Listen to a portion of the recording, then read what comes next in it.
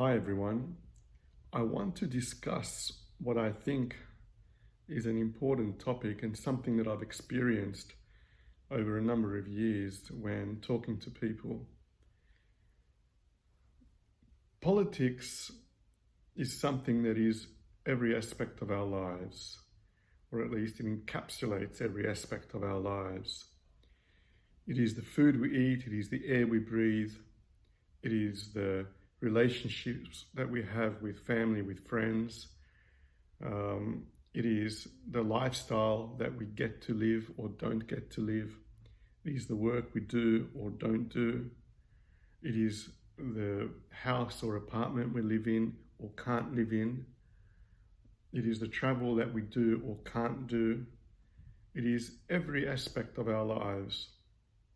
But I noticed over the years that there are a large number of instances where people don't really want to engage in political discussion. In fact, they purposefully disengage and try to ignore what is going on in the world and try to ignore politics, either because it is sad, which it is, either because it is something happening somewhere else and not directly in their lives, or at least that's how they see it. Or it may be because there are so many problems that they don't want to be stressed out with it, and they don't want to have to deal with the pressure of thinking about it, let alone talking about it. And I get that. Obviously, I get that. And, you know, when you open up the news in the papers or wherever, you flick from one particular story to the next, and it's all just disgusting news of the types of things that we are doing as people around the world to each other, to nature, and largely in terms of how negative all the media is. So I get it, I totally get it. But it's not as simple as that. And it's not something that we can just ignore and think, oh, well, you know what, it'll just go away if I don't think about it. Or, you know what, if I don't deal with it, I won't be stressed, I'll be okay. It's not true. It's completely untrue. What it does is it disarms us. It disarms us.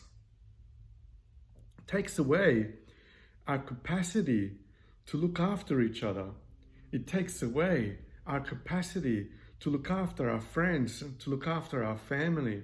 It takes away our capacity to look after ourselves. But what I really wanted to say is that whilst I would guess that there's, say, out of 100%, there's, say, 5 to 10% of society that is very politically engaged amongst the people. 5 to 10% of society that is very politically engaged. Politicians like to call them the usual suspects because obviously they don't like it. Then there's, I would say, approximately 80% that are disengaged. Or they might have some minimal conversations here and there, but they're ultimately disengaged from politics. And in fact, they see politics only as a party political thing amongst particular parties in particular countries, and somehow it doesn't relate to them. Politicians don't call these people the usual suspects. They call these people the good, quiet ones. The good, quiet ones. Because they are the perfect, ideal person who just takes it.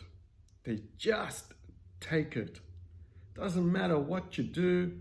Doesn't matter how you affect them. Doesn't matter how you affect things around them. They just take it. And then there's about a 5 or 10%, possibly even less, amongst the very wealthy, where their whole lives are politics. And I'm not talking about politicians. I'm talking about the wealthy people in society, the rich people in society. Ordinarily, I'm talking about business people. Now, these are people that we normally look up to in society. I see it all the time. These are the people that we revere. These are the people that we think, wow, what a success. How clever, how intelligent, etc., etc. And yet, we don't learn from them. Not enough. Whilst we may revere them, we ignore what they're actually doing. Because unlike what I would say is the 80% of us who don't engage in politics, that 5 or 10%, they are so wealthy and so rich because all they do is engage in politics. That's their life. Commerce and politics for them are one and the same thing. They do not differentiate between their personal lives, their business lives, and their political lives. It's all one, and you see it all the time. You see the mega tycoons, you see CEOs, you see corporate leaders all the time whining and dining with politicians. You see them all the time at all the world's major conferences like the G7, the G21, and all of them. Doesn't matter whether it's a United Nations conference, an OECD conference, an oil conference, whatever, they're there. They're there at Davos, they're everywhere. The rich people whom many of us revere for their successes don't act like us. And when they tell us about their success stories and tell us about how it is that they made such a fortune, they tell us only about their personal characteristics of drive and ambition, perseverance, tenacity. They tell us about how they always got up when they were down, and they get up again. They were down and get up again, and they wouldn't give up. But what they don't tell you, and this is what I want to drive home today, what they don't tell you is what they do in politics. That is their entire success story. They take over politics. They are the real leaders of society. They donate significant sums of money that you and I don't even know about. They have the most incredible infrastructure put in place as lobby organizations, all sorts of lobby organizations that can employ from tens to hundreds to thousands of people engaged in political activity, lobbying governments all around the world. That's their success. That's their true success. Their success isn't their ambition. Their success isn't their incredible, unique character that we should all revere and dream about. Their success is what they do in their political activity that they don't tell us about. And the reason no one talks about that, and the reason they prefer people to be quiet and good people, is because that's how they stay powerful. That's how they stay rich. That's how they maintain control over the resources of nature, over the productive forces of society, over all land, over laws and policy. That's how they maintain their superiority That's how they maintain their private jets, their massive yachts that we're always in awe in when we see them docking in the harbour. Wow, geez, they're so clever. Wow, so successful. What they're most successful at is doing what we don't do. Politicize. They're engaged in politics. That is their primary life. So when governments, prime ministers, presidents, whomever, tell us to relax, be quiet, they're just saying, shut up. But they're not telling you that the wealthiest people, the most powerful people in society, they're not relaxed, they're not quiet. They spend a fortune every day of their lives ensuring that their agenda is on the list. That their agenda is what is most important. In fact, it is on top of the list. Doesn't matter how much damage it does to society. Doesn't matter how much damage it does to people. Doesn't matter how much damage it does to creatures on this planet. Doesn't matter how much damage it does to people's finances. Doesn't matter how much damage it does to anything and everything. They are the number one priority because they are in the corridors of power all the time. They're not quiet. They are the most vocal of all. But you don't see them on the street protesting because they don't need to. They're in the corridors of power. They control power. So you don't see them on the street. You think that they peacefully, quietly go about their business, making millions of dollars with the most incredible skill and decision-making capacity. No, it's not true. It's not true.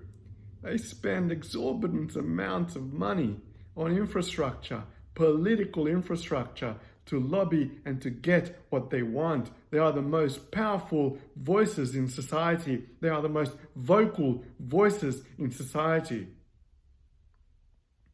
So while I would say 80% of us disengage, all we are doing is letting that 10%, possibly significantly less, at the very top, make all the decisions on our behalf, irrespective of the fact that the vast majority of times those decisions have nothing to do with us, but has everything to do with their interests and their agenda. And we're giving it all away. When we say, oh, politics, God, politics is so ugly, I don't want to be dealing with politics. Or, oh, politics is just stressful, it's yucky. Or politics is just backstabbing, it's this and that. Nah, it's not for me. I'm not political. Sure. Until you want a wage rise. Until you want to be able to eat proper food so you don't get sick. Until you want proper aged care for your family, for your parents. Until you want a proper education for your children. Until you want proper healthcare for you and your children. Then all of a sudden it matters. When you go outside and you breathe polluted air, it matters. When they sack you at your job and you don't have proper laws to protect you, it matters. When they make you work harder and harder just to save money, it matters. When they dictate to you when and when you can't take leave from work, it matters. And this is the control that we give to the very few percent of people at the very top. When we say that we don't really engage in, or we don't really care about, or that I'm bored with politics. All you're saying is, okay then, you guys are the richest, the very top, the world is yours. The world is yours. And if you really believe that that's okay, and you don't care about yourself, and you don't care about family and your community, which I obviously doubt because I know that's not the case, then what's the point of revering them? What's the point of looking at their private jets, private yachts and everything else and going, wow? There's no point. because we're letting them have it at everything else's expense. The point is this: there's no point looking up to the elite. There's no point looking up to the successful people at the top unless we understand and appreciate how they really are successful and powerful. And we can do something about it. We can improve our lives. We can improve society. We can protect nature. We can protect our families and our communities. We can protect ourselves. And we can have decent, worthy lives. We just have to care about politics and not give the game away. My request to everyone who might be listening to this, please reconsider your thoughts about politics, because the people that are most successful don't think twice about it. They just take it and control it and own it. Thanks, guys.